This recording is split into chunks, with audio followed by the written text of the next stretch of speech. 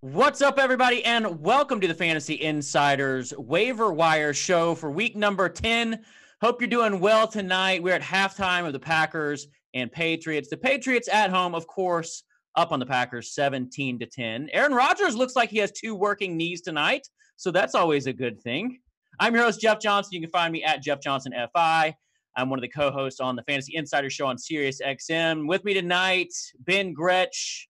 You know, you do a little bit of everything at Fantasy Insiders, Ben. So I'll just announce you as like the guru. Okay. He's a glue guy. He's the glue guy. Holds everything together. And then we have Josh, who I don't even know what he does at Fantasy. No, seriously. Josh is an absolute genius. Josh ADHD. Welcome to the show. What's up, Jeff? How you doing, bud? I'm doing all right. It was a good week for me for my season-long leagues. This was the Bye-pocalypse, fellas. Of course, we all know 6 teams on a bye tonight. Did that kill either one of you in your year-long leagues this week? Yeah, I got hit pretty hard in a couple leagues. I have a lot of Gronk, so like I didn't know, like I knew he was unlikely to play, but there's not a lot of good streaming tight ends, so I picked up like Jonnu Smith in some leagues so like on Monday night because I wanted to make the decision if Gronk was going to play. I thought it was worthwhile. So we'll see if Jonnu Smith can get me some points tomorrow. It brings up an interesting conversation. Josh, I'll throw it to you because there's going to be another Bye-pocalypse here, I think in a couple of weeks. 6 more teams on a bye. Are you trying to make changes to your roster now to prepare for that? Or are you just going to wait until the 16 bye to make your decisions then? I think it depends on what kind of player you're trying to replace. I think it's worth a preemptive ad at some point, but it also depends on your depth of your bench. Like if you don't have the ability to kind of stash guys because you have guys that you need to replace that are more imminent, urgent needs, I think it's going to be tough. But you might be able to give one roster spot away to a player like that. So choose wisely. This week kind of gave us an interesting scenario in that we tried to prepare for 6 teams being on a bye. Ben, we were kind of given a golden ticket, though, in the fact that Golden Tate was traded from Detroit to Philadelphia. Of course, Demaryius Thomas traded to Houston from Denver. That opened up a lot of opportunities for people like Courtland Sutton. You had the Marvin Joneses of the world, possibly Theo Riddick stepping in and taking some volume there in Detroit. And then DJ Moore in Carolina, who last week really emerged. Break down, Ben, who you want to invest in those 3 situations going forward, because Courtland Sutton didn't have a great game today. DJ Moore kind of fell back to earth a little bit, and Marvin Jones, Kenny Golladay both struggled today as well. Yeah. Starting with the Panthers, because I was really high on DJ Moore, kind of saw what I thought we would see from them in terms of a lot of scoring, a lot of touchdowns. The Bucs give up the fewest kicking, like as a percentage of points against, the lowest percentage of kicking points. They're a bend in break defense. Like teams always get in the end zone on them. So the Panthers got 6 touchdowns today. DJ Moore only had 2 touches, which was kind of bizarre to me. They were kind of using him as a decoy on a lot of jet sweeps and things like that. Of course, they were efficient. I mean, Christian McCaffrey's always going to be the focal point of the offense, and he was today. But they only threw 25 passes. They didn't run a ton of plays because they were pretty efficient. Some of those big plays, like the Curtis Samuel end around, that's the big highlight that's been all over everywhere today. Those are going to kill kind of play volume and touch volume for players. when you have like a 33-yard touchdown run like that for a guy like Curtis Samuel. Samuel himself, 2 touchdowns, only had 3 touches. Greg Olsen had a solid day today, and McCaffrey had a solid day, and that was basically the extent, or a very good day for McCaffrey, and that was basically the extent of their offense, other than Newton running a little bit. Funchess went 4 for 44. There just wasn't a lot to go around, even though they scored 42 points, which is kind of a little bit bizarre, but I still really believe in DJ Moore's talent. 32-yard carry, 16-yard reception, puts up 48 total yards on his 2 touches. Like, that's what we were touting and excited for, was his ability to make big plays when he has the ball in his hand. He's had a really high yards per carry for the 6, now 7 rushes that he's had this season, and really high yards after the catch, which he didn't have any on his 1 catch today. But he makes plays with the ball in his hand. So if he continues to see playing time, I would expect to see more than 2 touches in most games. As far as Denver's concerned, sort of similar. They didn't seem to throw Heuerman just kind of dominated their targets. They actually threw more passes. They threw 42 passes, but Heuerman with 11 targets, Manny gets his 9, and Sutton comes in third on the team with 5. Decent game, 3 for 57, almost had a long touchdown early on. It got slapped away. Had his hands on it. Could have been about a 40-yard touchdown. So he's somebody who I still think has the air yards profile, the end zone targets. We saw one there. Should still have a very well-rounded wide receiver profile that we were excited about coming into this week. Not too concerned about him.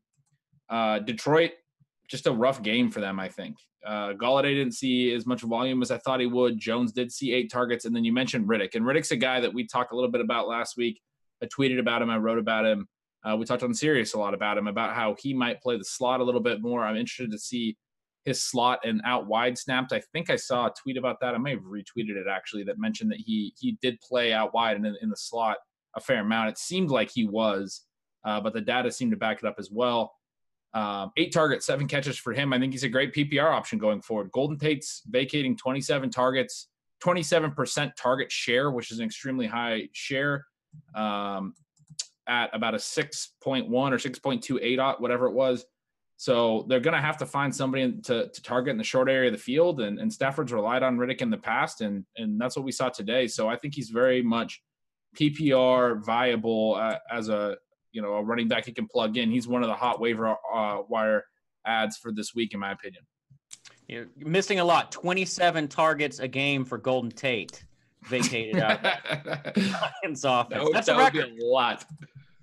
Josh, we've got Denver, Minnesota, Houston, and Baltimore on the bye in week 10. I mean, I could run down the names of elite offensive weapons that are going to be missing from people's lineups next week. Needless to say, it's going to be a big week with fill-in options. Who's your number 1 ad this week? I think my number 1 ad right now is going to be Elijah McGuire still. We talked about him last week. He stepped in this week, first week off of IR, and he handled 10 touches. He had 12 opportunities, put together almost 70 combined yards, and they were getting their tails kicked the entire game. They didn't have a chance to really set their offense up at all just because they have nobody to throw the ball to, really. So I think that's going to improve going forward. I think their game scripts make it a little bit better. So I really like McGuire as my number 1. Duke Johnson. Really, I think Duke Johnson at this point is probably sitting on a lot of waiver wires because of the way Cleveland ignored him the first 8 weeks of the season.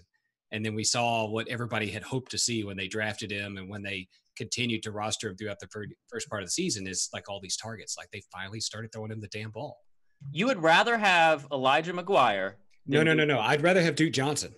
I'd rather have Duke Johnson.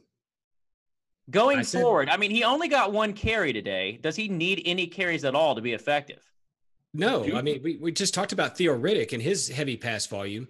So if we're talking about Riddick as a target because of his pass volume, I think we have to talk about Duke Johnson for the same reason. Yeah. I feel like you're about to say something there, Ben. I was asking if you're talking about Duke, and you were, and the answer is no, he doesn't need heavy rush volume. I think that's a huge misconception. We see really frequently people overvaluing rush attempts. The least valuable rush touches are carries between the 20s. Targets are way more valuable in PPR leagues, especially, but even in regular, like standard or half point PPR leagues, receptions go for significantly more yards on average than a rush attempt. So you want a red zone role and you want a guy who sees targets. Like look at a guy like James White. James White has The last 3 games, no more than 5 rush attempts in any of those games, but he just smashes. Or excuse me, not the last 3 games. That was his first 3 games of the year. I'm looking at his game log backwards, but he's been seeing a little bit more rush work lately with Sonny Michel out, but he doesn't need it is the point. I mean, he has some games where he's had like 2 rush attempts and still smash because of the receiving role. If a running back is that involved in the pass game, he doesn't need significant carries. I mean, most of these guys aren't going to be rushing for a lot of touchdowns anyway. These pass catching backs, if they have the potential to catch 8, 9, 10 passes in a game, I mean, that's huge. And that's what we saw this week from Duke. And that certainly makes him viable, especially in PPR leagues. Yeah.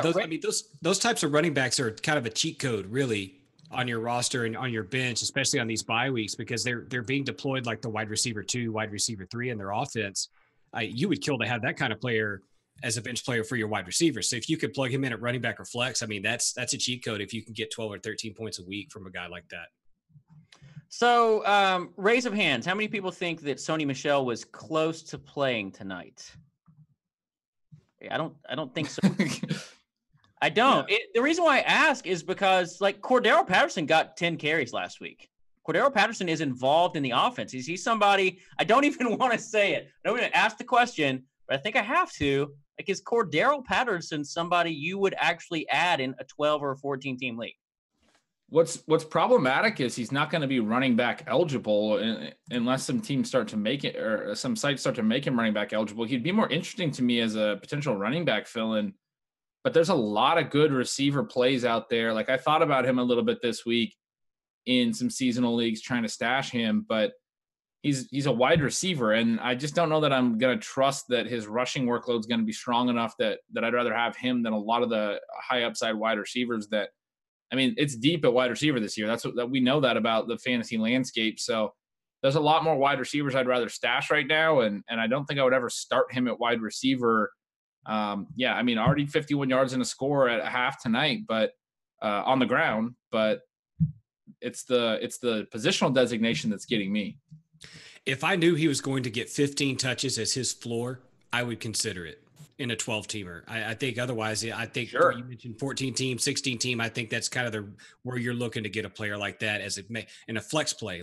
And I'm talking about not a 1 flex league, like a 2 flex league where you can kind of justify putting a player like him, a gadget player, in as a deep flex. Adam Humphries kind of went off today, 2 touchdowns, 8 receptions for 80 yards or so. Is he a wide receiver you want to be adding? Because, I mean, this offense has a lot of weapons. Finally, Ryan Fitzpatrick is the starting quarterback again. You think this is a fluke, Josh, or should we be expecting something similar moving forward for him? I wouldn't expect this type of production moving forward. Now, the 8 targets I don't think is out of hand. The one thing that surprised me was the target volume he got vis-a-vis Godwin. Because I thought Godwin would be the 8 target player in that offense today, even though he's technically still a part-time player. I expected the game script like this, but I did not expect Humphries. So I think his ceiling is 8 targets. This is the apex game for him. I agree. And then if he catches all 8 of them and has 80 yards and 2 touchdowns, I mean, that's ridiculous efficiency. That's not something you want to bank on. This happens a lot in fantasy, and just another opportunity for a broader point where we see like these mini, like 2, for him, it's 3 games in a row now where he's seen at least 8 targets, 2-3 game stretches. A lot of times we see a guy like Adam Humphries have one big game. We're like, okay, that's a fluke. But then he does it a second time and we're like, oh, now we got to believe it. But like, it could just really be 2 fluke games got stacked up next to each other.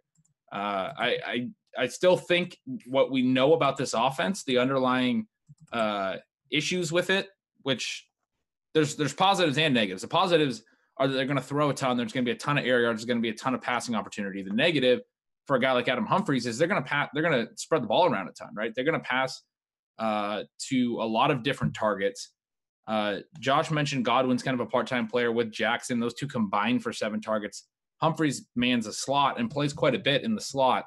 He will probably play high snap rates the rest of the season. The question is just with OJ Howard being an option, with a good option, with Mike Evans, with Deshaun Jackson and Chris Godwin, whoever's playing, being a strong option in the passing game, he's always going to be the fourth target option in this offense. Yes, it's going to be an offense that's going to pass a ton.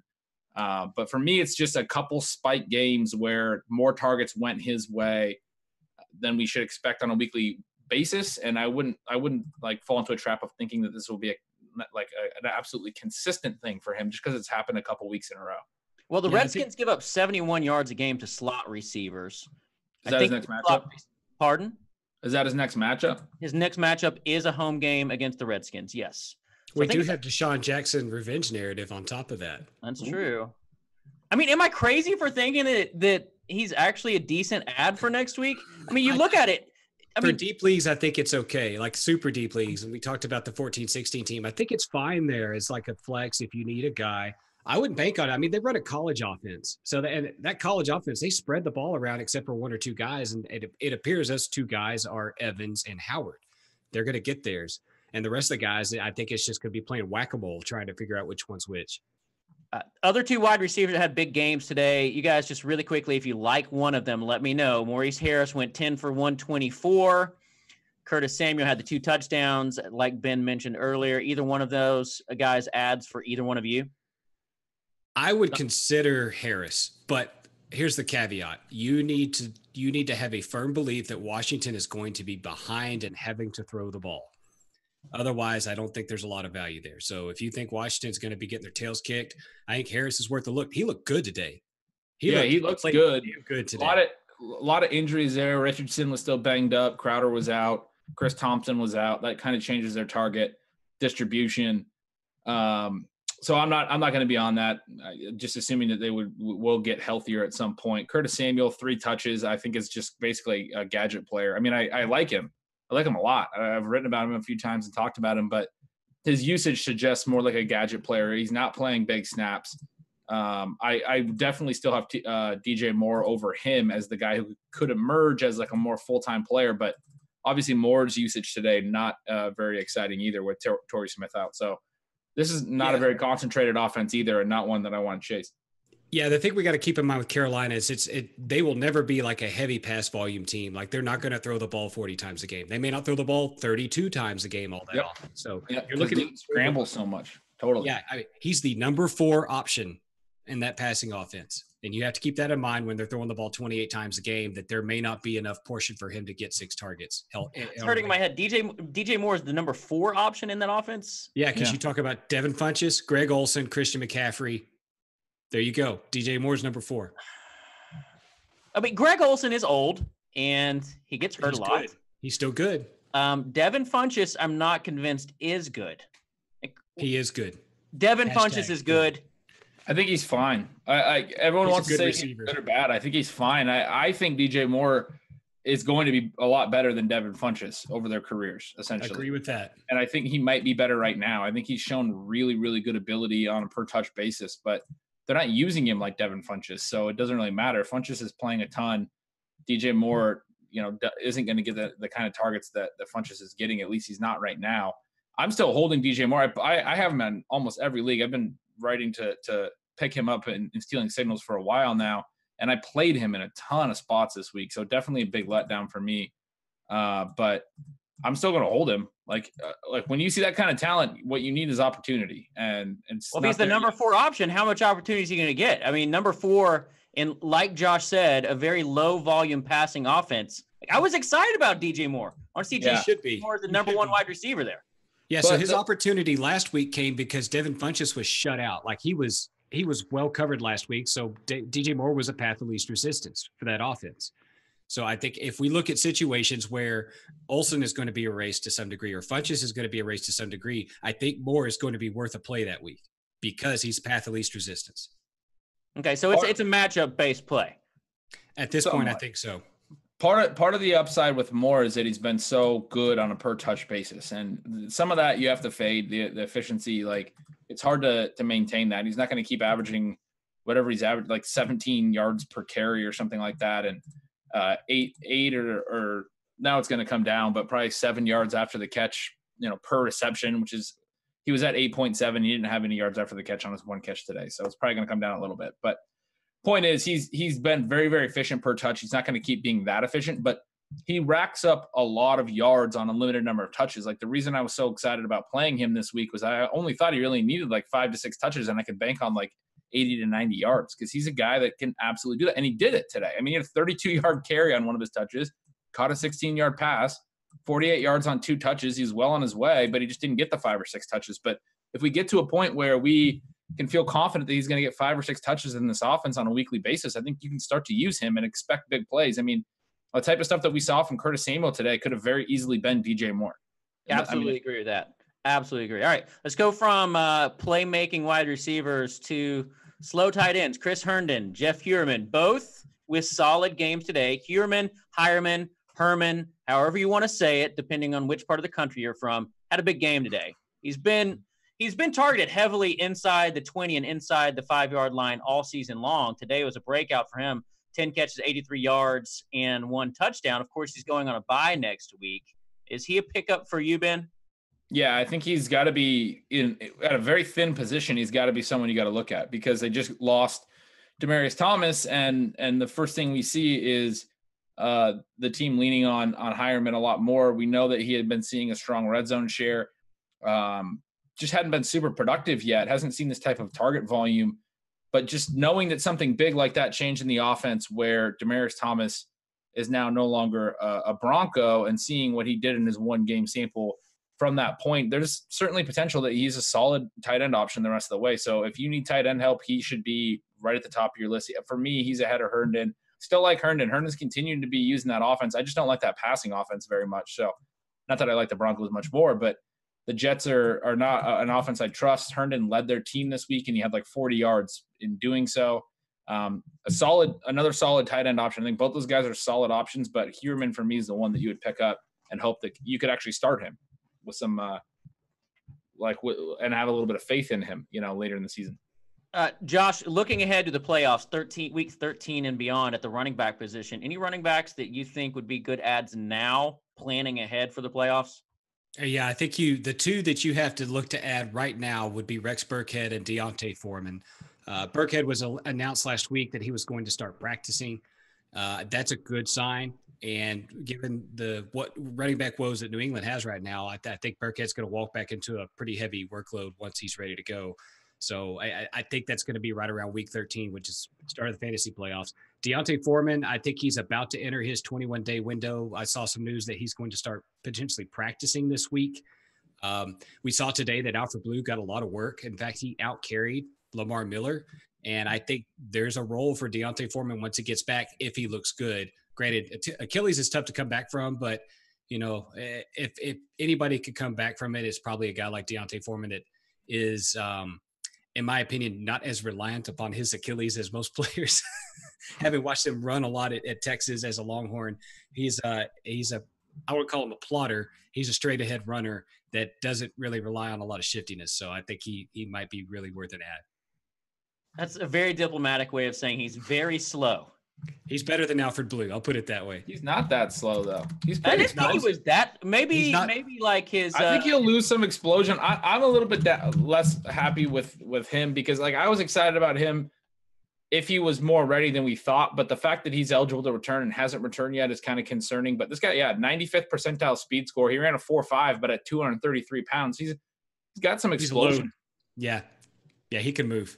And if he doesn't have that, he still has the 233 pounds, but I don't know. I'm a little bit less excited about him, just not knowing where he's at health-wise. If he does look good, though, if we start to see that, I might be late on the boat on that. So, I think he's a reasonable stash. You know who else is like 235 and ran a 4.5? Derrick Henry.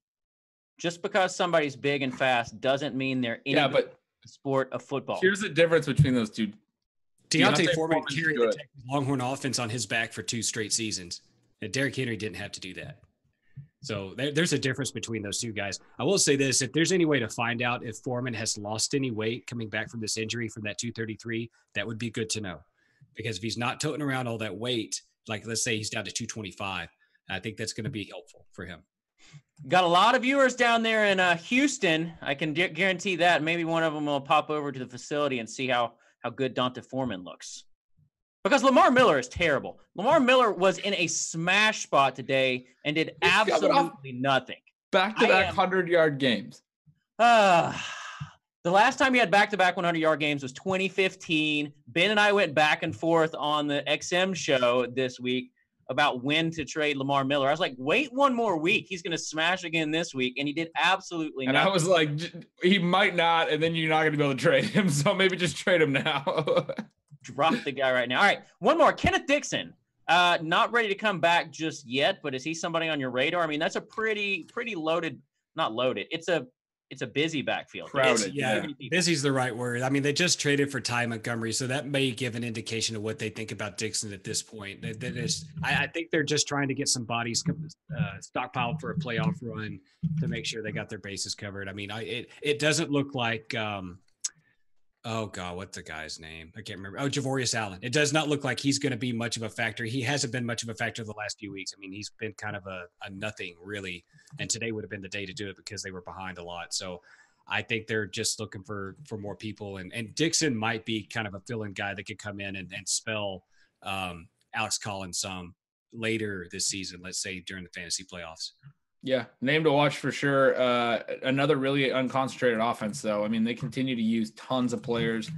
I know last week they had 9 different players with 2+ catches, and it wasn't any less like this week. Willie Snead led the team in targets and catches, I know, and there were a lot of guys involved. I haven't really dug through to pull out any stat like that, but let's see, 1, 2, 3, 4, 5, 6, 7, 8, 9 different guys got a target today. Only Snead had more than 5 catches, and only Snead and Javorius Allen had more than 3 catches. And it's just they're spreading the ball around a ton. They're spreading carries around.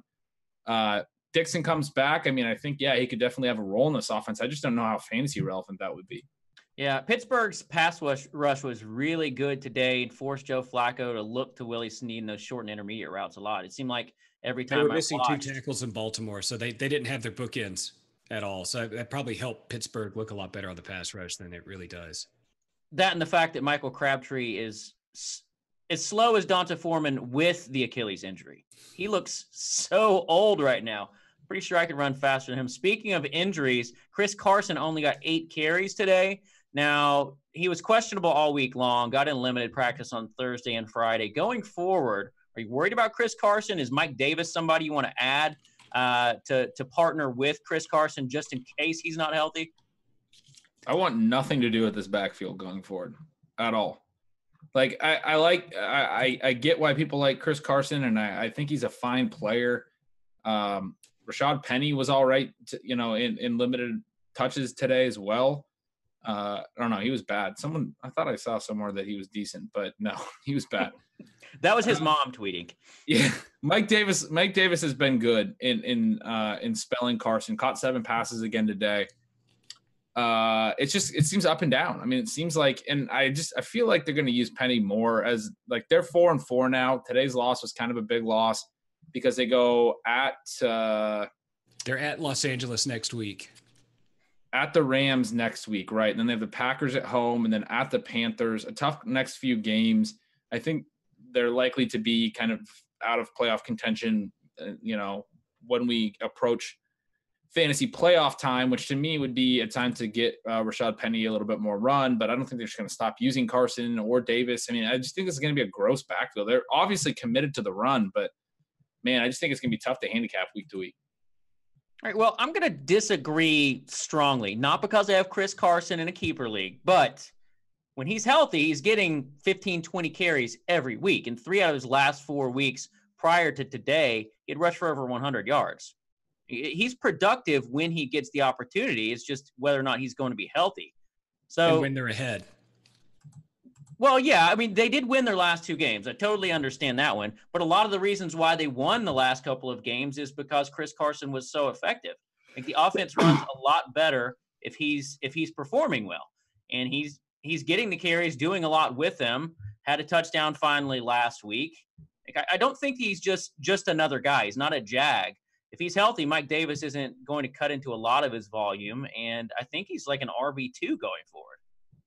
RB2, Ben. I think you can have that take on Carson, and back to your original question about like the waiver wire. I think yes, Mike Davis is worth stashing. This team's committed to the run. I don't really want any piece of it, but these are names that you might be in a league where Mike Davis is the best option you can stash on your waiver wire, and if something did happen to Carson, it looks like Davis would get a lot of work. I mean, we saw that today. So yeah, I'm personally down on it, but like bigger picture, like, yes, this is still a very run heavy offense. And I think your take is perfectly fine as well.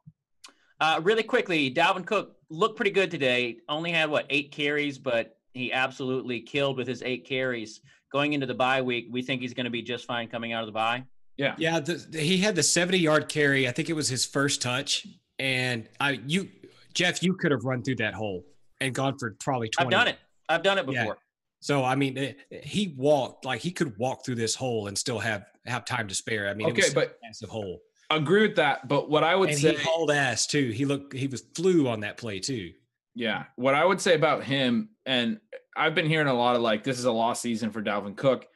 And every single time I'm like, not yet. And I haven't moved him down my rest of season rankings really that far. I've definitely moved him down, but not like crazy far. I think he's like in the 50th overall range or something for me, or has been while he's been hurt. Now, obviously he's healthy. He'll be moving back up a little bit. And the reason is this team doesn't have a pass catching back without Jerick McKinnon. And what we saw in the first 2 games is a lot of targets. He caught 9 passes over the first 2 games, and he got hurt in that second game. And he got plenty of targets. And today he caught all 4 of his targets as well. So that for me was even a little like even more than the big run for me was really interesting to see that he got 4 targets, caught all those passes. They want to use him in the passing game, I think. And on the very first drive, they used Murray more on the ground, but threw to Cook a little bit right away. And it seems like regardless of whether or not he ends up running, being healthy enough to carry the ball 20 times a game, which I still think is very much in his range of outcomes, it seems like he's going to be their favored pass catcher out of the backfield and get 5 or 6 targets a game. And I mean, that creates a lot of upside. That creates a healthy floor as well. That makes him like definitely still in play to be a big like an RB1 in the second half of the season even. Yeah, I'm on board with that one. Absolutely. All right. Quarterback streamers. Kirk Cousins going to be out next week because he's on a bye. No Deshaun Watson. He's on a bye. So a lot of owners are looking for quarterback streamers. God, there's no Joe Flacco next week. Yeah, I forgot to mention Joe Flacco. I've been starting Lamar Jackson every week. I'm going to be missing him big time next week. So, well, you can get some Taysom Hill next week if you really need it. Who is your favorite streaming quarterback next week, Josh? I think the guy to play is going to be Baker Mayfield. I kind of cringe saying that a little bit, but they're playing Atlanta. They're going to be at home. I think that there's some goodness here. I mean, Washington didn't take much advantage of Atlanta today, but I think that Cleveland might have an opportunity to do it, especially now that they've committed apparently to Duke Johnson again as a viable piece of their offense. That's like a dovetail fit for me against the Atlanta defense is Baker Mayfield passes to Duke Johnson. So I like Mayfield. I'm curious about the Baker Mayfield Duke situation. Like, do you think it was a matter of the offensive coordinator, Todd Haley, and Hugh Jackson not including Duke Johnson purposely in the offense because they didn't buy into his talent for some reason? Or do you think it's just a matter of like suddenly Freddie Kitchens is telling Baker Mayfield, hey, be looking for Duke Johnson as the check down?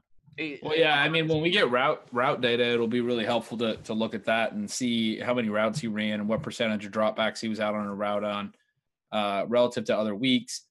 But yeah, I mean, I think it could be the case that today was just kind of a peak game. He had 9 targets. He caught all 9 of it. We just talked about this with Adam Humphries. He caught all 9 of them, 78 yards, 2 touchdowns. Very, very efficient day as a receiver today. That doesn't mean like fade him entirely, but he's not going to repeat that on 9 targets, 98 times out of 100. It's extremely difficult to be that productive on 9 targets. Still, it's 9 targets, right? It's still a very, very a promising indicator of usage there. But I want to see that he was actually out in routes a lot more, per drop back before I get really, really stoked. Definitely think, yes, he's a huge waiver wire ad if he's available, but I don't know that the coordinator changes all that caused it is essentially how I would boil down my point. As far as QB streamers, agree with Mayfield. Also interested a little bit in Dak Prescott, depending on what happens tomorrow night with Amari Cooper. If their offense looks a little different, if they're throwing a little better, they're at Philly next week, who can be difficult to run on, but definitely a team you can beat through the air. So if Dak has a solid game tomorrow night against Tennessee, think he's an interesting streamer for next week as well. It's hard for him not to have a solid night with Amari Cooper as his number 1 wide receiver. Right. That was facetious. Amari Cooper is terrible. I will always need to make Amari that. Cooper your captain tomorrow night, though, because he's going to get at least 12 targets. At least 12 targets? I think so. I think they're gonna force feed Des Bryant volume his way. They're going to try to prove that trade was a good trade, and they're just going to destroy Cooper with volume. I'll take the under on 12 for your hat. But you've already got one just like it, and it's red. You're right. You're right. That's the Tiger Woods hat? Yeah, bro. Oh yeah. Yeah, it fits me like a glove. I have one more QB streamer I want to recommend. Is it Nick Mullins? It is. Yes. It is. Tell me why you love Nick Mullins. I love Nick Mullins because he's going to be playing the New York Giants at home. Fair enough. To me, that's a good matchup for him because this game is probably going to be ugly. And we saw what Nick Mullins was able to do against a disabled opponent on Thursday night because Oakland is totally checked out. I think New York's close to checking out themselves and dragging them all the way across country to play in this game. I think Shanahan's going to be able to scheme up some good stuff for Mullins again. I think he's going to be a really reasonable streamer if he's the starter. I'm on board. Totally on board with that. I think he looked really good. Of course, Ben mentioned that he looked a little inconsistent on the SiriusXM show. He did. I get that. It's also his first start in the NFL. Feel like if he's given another start, he has. I won't be on him at all. He got pretty lucky with the one-handed catch from Kittle that he just kind of threw into a mass of people that went for a lot of yards. He threw some questionable passes that were almost intercepted. Very questionable passes. He did. The 3rd and 2 early on was just an awesome play call by Kyle Shanahan. Bootleg rollout. They flowed the whole offensive line left, and they showed a run on the first drive, bootlegged him out, ran Pierre Garçon across the formation, and the defense just completely didn't guard Garçon, completely committed to the run fake. So that was a pretty easy first touchdown that he threw. I mean, I thought he played fine, like actually very well for what we should have expected out of him. But I don't think he's going to be a guy who's going to like take the league by storm and start having 3 touchdown pass games with any kind of regularity is what I'm saying. I felt like all the pieces kind of just fit into place for him. Not somebody I want to chase next week. Well, that's kind of a buzzkill. Thanks so much, Ben. I was all hyped on Nick Mullins. And yeah, Kyle Shanahan. You want to get hyped on someone else? Cordarrelle Patterson just scored again. Oh, it got overturned apparently. Nope. I'm telling you, man, Nick Mullins still being coached by Kyle Shanahan. You mentioned it as if, it's just really good coaching, good execution, whatever you want to say. But, that Kyle counts Shanahan. For something. That counts for something. It does. Like, he has a good coach that's going to put him in position to succeed, and he has players that can execute. So I think Nick Mullins is a fine play. Me and Josh overrule you, Ben. And if we're wrong, we won't even mention it next week. Got it. All right. We got to let you go. Thanks for joining us tonight. If you need any help, resources are out the yin-yang, as the kids say, on fantasyinsiders.com. Lineup questions you might have, who to add, all sorts of statistics and metrics. Do we mention the Jets defense? Do you want to mention the Jets defense? Yeah, they're playing the Bills next week, so you should add the Jets defense. It's probably the stream of the week. Yeah. 30-plus points for the Jets defense next week. I like it, Ben. Like it a lot. All right, got to let you go. Thanks so much for joining us here on the Fantasy Insiders Waiver Show. We'll talk to you next week, same time, same place, right here on fantasyinsiders.com.